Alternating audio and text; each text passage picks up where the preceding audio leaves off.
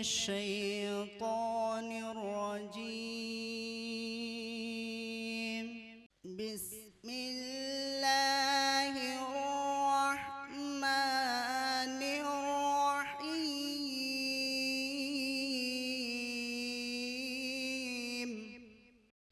لا أقسم بيوم القيامة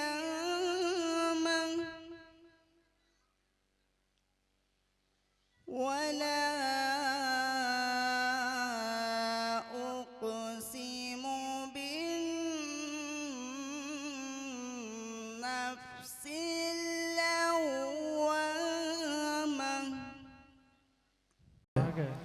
अब मैं तकरीर के मैदान में आप हजरात को ले चलता हूँ।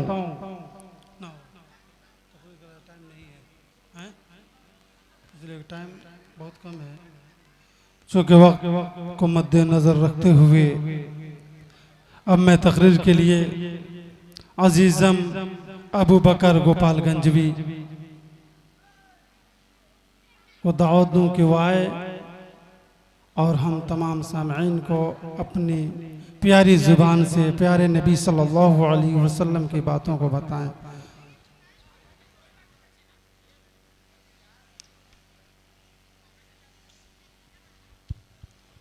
अस्सलामु अलैकुम वरहमतुल्लाहि वबरकातुहू।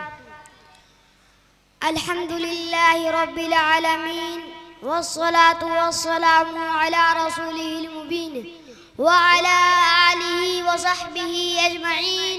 अम्मा बाद, क़ाल अल्लाहु तआला इज़ा ज़ुलज़िलतिल अर्दु ज़िलज़ालहा व अख़रजतिल अर्दु अथक़ालहा। सदक़ल्लाहुल अज़ीम।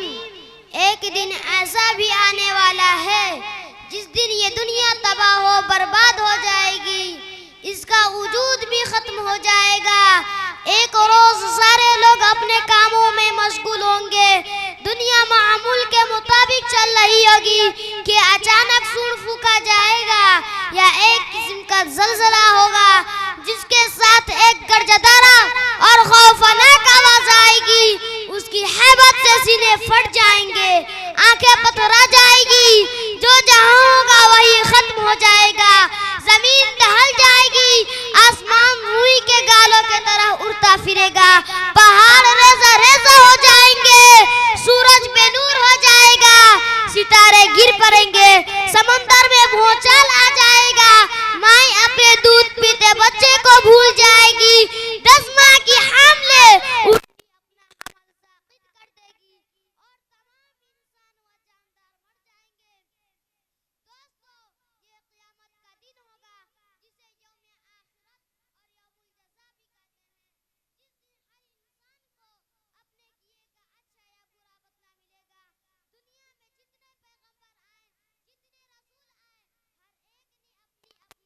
को क़यामत से डराया।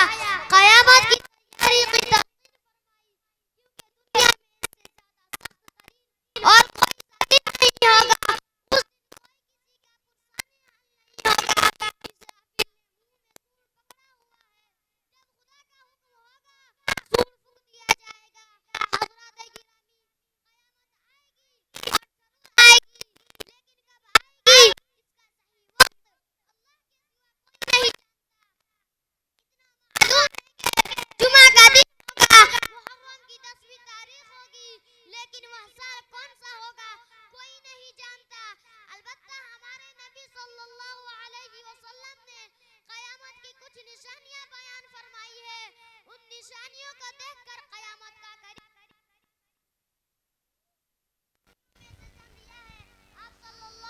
उस वसल्लम ने फरमाया, जब दुनिया में गुनाह ज्यादा होने लगे, जिना आम हो जाए, शराब का लोग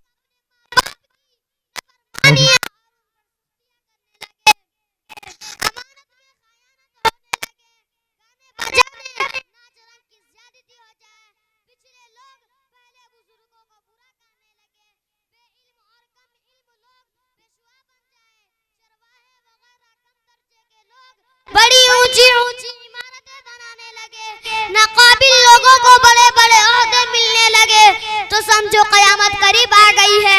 मोहतरम बुजुर्गों, उन निशानियों की रोशनी में देखा जाए तो लगता है अब कयामत बहुत करीब है। कुछ नहीं मालूम कि कब क्या होगा।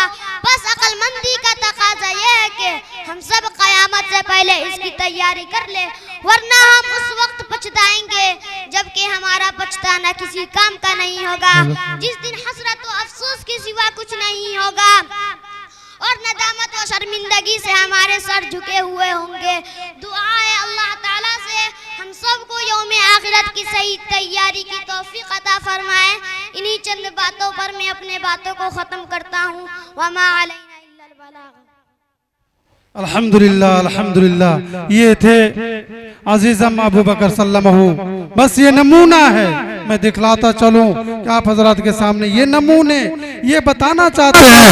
खुदी को कर बुलंद इतना के हर तकदीर से पहले, खुदी को कर बुलंद इतना के हर तकदीर से पहले खुदा खुद बंदे से पूछे बता तेरी वजह क्या है। फिर मैं तकरीर के लिए